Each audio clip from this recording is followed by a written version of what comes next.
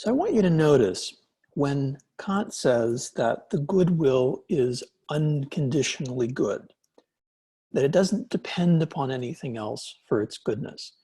We already have a suggestion that what Kant is looking for and what he thinks he's found, in fact, is something universal, right? Because if we think about the analogy with gravity again, gravity is unconditional, right? So regardless of whether I'm here or 10 miles out from the sun, on the surface of the moon, or in a hypothetical planet around Alpha Centauri, right? Gravity is going to be the same regardless. And so Kant is saying that the value of the goodwill doesn't depend upon anything else, including what circumstance the person is in. So we can see Kant moving toward this idea of universality. Now, the second thing I want to point out in this video, I want us to look back at the text we were looking at from last time on page 10.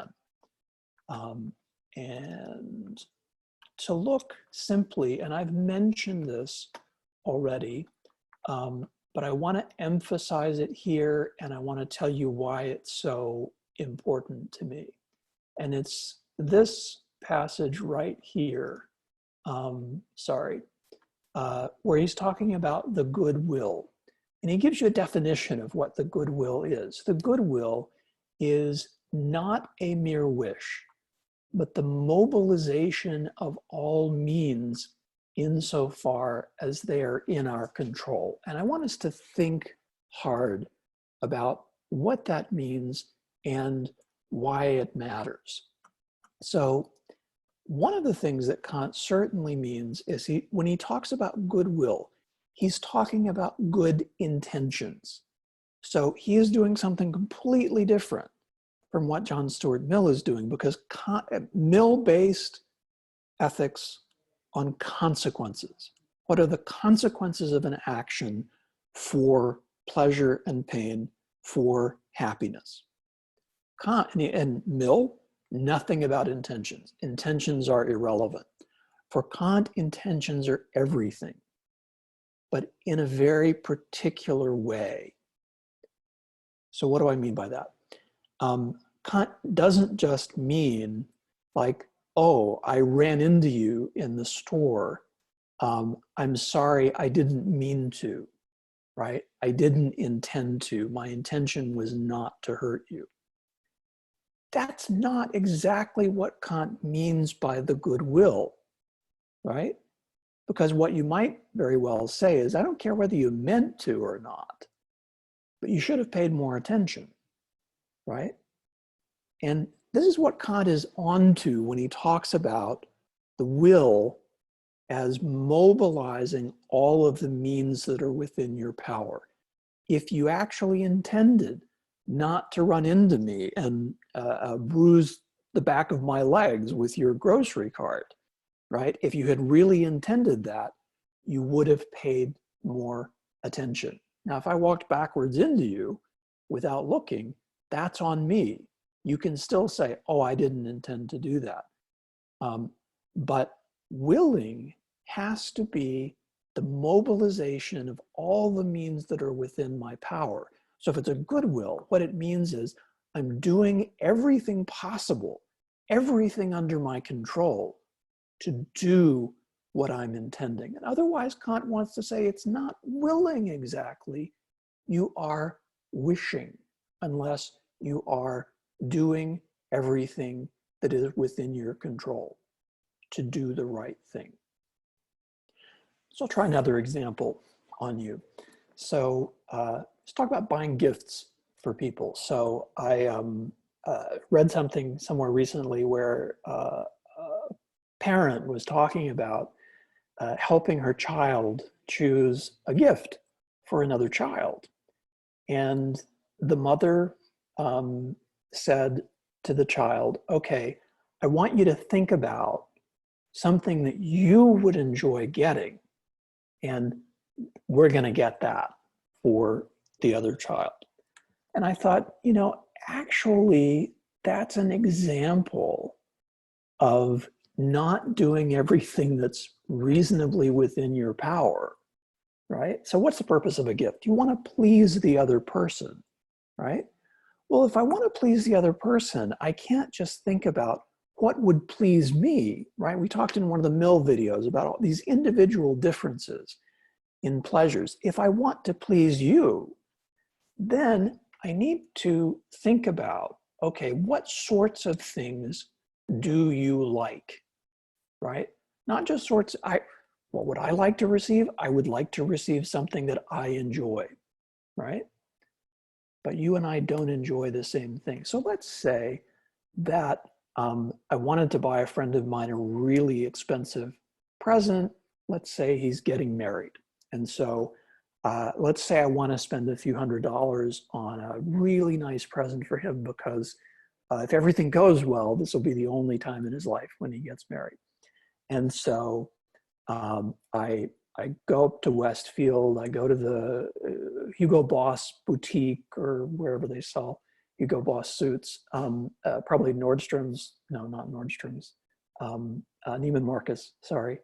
And I pick out a Hugo Boss suit for him. It's closer to a couple of $1,000s. Anyway,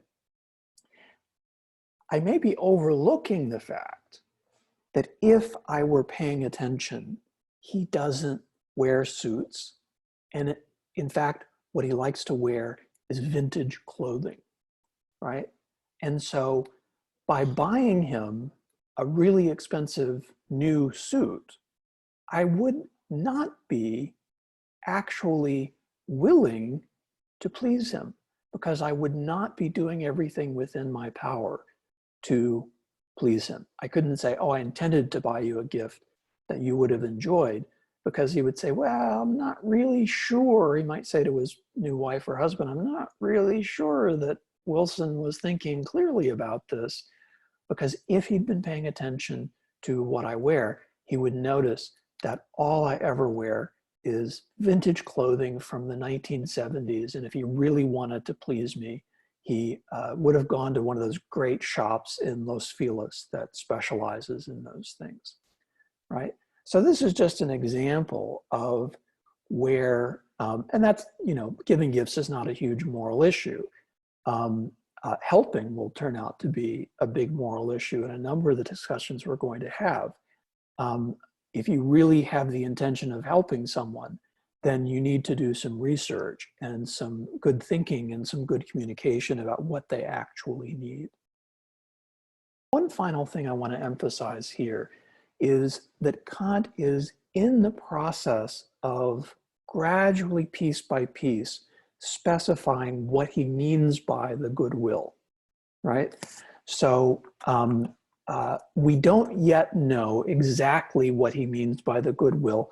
We only know in a very approximate sense at this point what Kant means by the goodwill as this unconditional, unlimited good.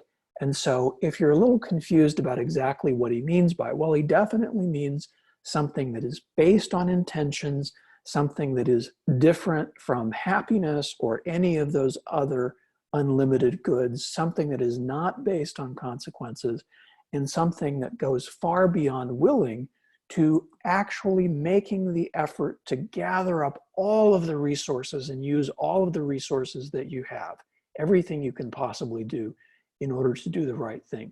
But that still doesn't take us all the way to the goal of knowing exactly what Kant means by the goodwill. So when Kant does eventually begin talking about his highest moral principle, he's going to call it the categorical imperative. And in the next video, I'll demystify that term categorical imperative for you.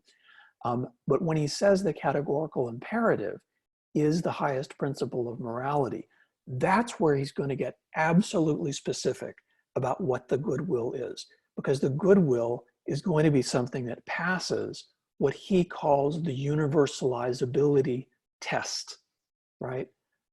Which is whether everyone in that situation could will the same thing that you do, and whether you could will that the policy that you're acting according to, you're making your choice according to, could be a universal law for all rational beings, wherever they are, and even whatever species they belong to. That's just a little, don't worry if you didn't get that. That's just a little bit of preview of what comes next. What I really want to say here is we only have part of the picture now of what the goodwill is, and we have to keep watching for what the full picture is of what the goodwill is for Kant.